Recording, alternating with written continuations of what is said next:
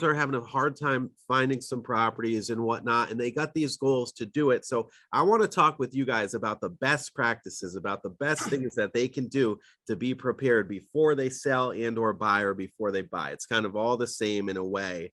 I mean, Julie, what tips would you give someone if, they're like, hey, I want to sell my home and I want to buy? Like, what would you say to them? How would you walk them through to be prepared for this very intense hot market? On a sell side, I would definitely get their mindset in the right place. Everything starts with mindset. And if you're with the right advisor, with the realtor that you trust, it'll be a lot easier in the long run.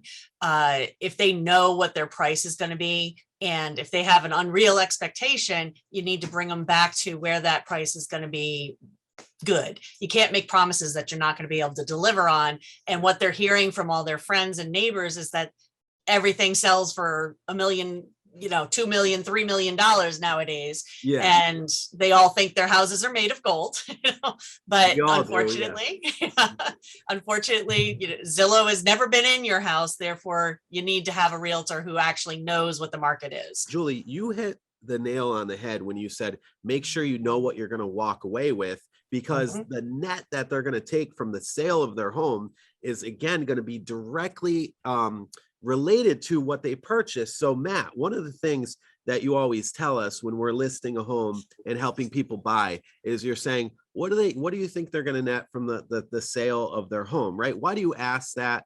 And can you shed some light on that and how they should best be prepared to purchase their next home? Yeah, so if someone's using this net proceeds from the sale of a property to purchase a new home, it's going to be what cash is available and what's your range. Let's say they think they're going to sell their house for $400.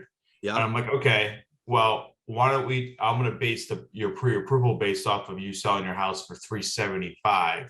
So that way, if somebody comes in and doesn't give you quite the amount that you need, you're still okay with your mortgage pre-approval. And we set up a very conservative range. We round up and round down in the appropriate places to build in cushions to make sure that any market adjustment of what the actual sales price is going to be is not going to inhibit you. And then you also come up, okay, well, we think we're going to sell your house for $400, but you at least need to sell it for $365 at the very least in order for you to make your next move happen. Another thing is that with coronavirus and the pandemic that's happened, it has gone from lender to lender about what they're going to do as far as mortgage relief for their customers and whether they're going to have forbearance opportunity or not.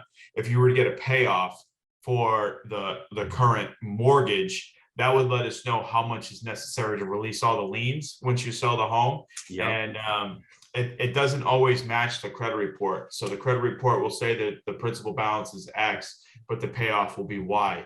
And if there is a major difference between that, it'll be taken up by the equity that the customer would have thought that they had in their house. I think that's a good thing that you said, know what their goals are above and beyond what the net is, because if you know where they're headed, say they're selling here in Rhode Island and they're moving to Arizona, you need to know where they're headed with that money and what do you intend to do with it, so we don't wind up in one area versus another.